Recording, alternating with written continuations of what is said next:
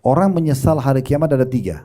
Yang pertama penyesalan abadi, yang sifat mereka meninggal dalam keadaan kafir atau munafik di dunia. Ini penyesalan abadi. Mereka menyesal selama-lamanya. Karena mereka masuk neraka, Allah selalu bilang tentang mereka dalam Al-Quran, khalidina fiha, kekal selamanya. Golongan yang kedua adalah orang yang nanti pada saat ditimbangan amal, dosanya muslim, tapi dosanya lebih berat daripada amal solehnya. Sehingga dia harus masuk neraka dulu. Dibersihkan dosanya baru masuk surga. Ini menyesal dia. Karena 1 hari saja di neraka, itu sama dengan 1000 tahun waktu kita di dunia. Jadi terlalu lama waktunya di sana. Jadi lebih baik jangan ikut golongan ini. Makanya kalau berbuat amal soleh aja. Dosa tutup aja pintunya. Kalau pernah buat bertobat, tidak usah lagi dibuka. Karena nanti bisa mendatangkan penyesalan di timbangan amal. Kalau misalnya pahala bapak ibu 999, dosanya 1000, masuk neraka dulu. Kan jadi masalah ini.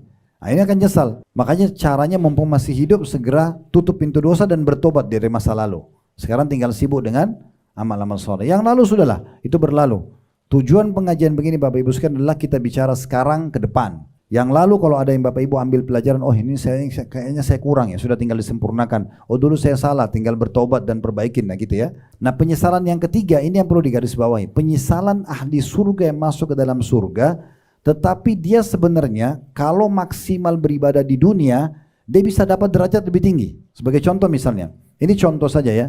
Anggap surga itu 100 tingkatan. Amal Bapak Ibu sekarang, misal yang kita kerjakan, Bapak Ibu lebih tahu dirinya masing-masing. Kita muhasabah, apakah selama ini sudah on time sholat 5 waktunya, apakah sudah jaga kehusyuannya, sudah jaga sholat sunnah rawatib, qabliyah ba'diyahnya, sholat duhanya bagaimana, sholat malamnya bagaimana, baca Quran, zikirnya, semua kita tulis, kita cari tahu nih. Nah kita lebih tahu. Dari amal itu, itulah derajat kita di surga. Anggaplah Bapak Ibu sampai ke derajat 60 misal. Nanti kalau masuk surga, anggap lolos, tidak masuk neraka, timbangan amal masuk surga.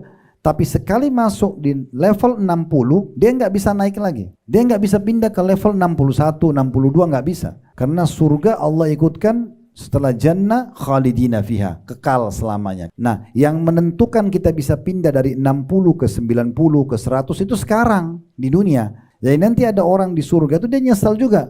Coba dulu saya puasa Senin Kamis ya, saya di situ tuh. Tapi dia nggak bisa lagi. Tetap dia syukuri nikmat surga. Tapi ada nanti dia merasa kenapa dia dulu malas ya. Di saat itu penyesalan luar biasa. Gak ada kesempatan lagi perbaikin. Mumpung sekarang di dunia, mumpung masih ada umur, perbaikin, maksimalkan.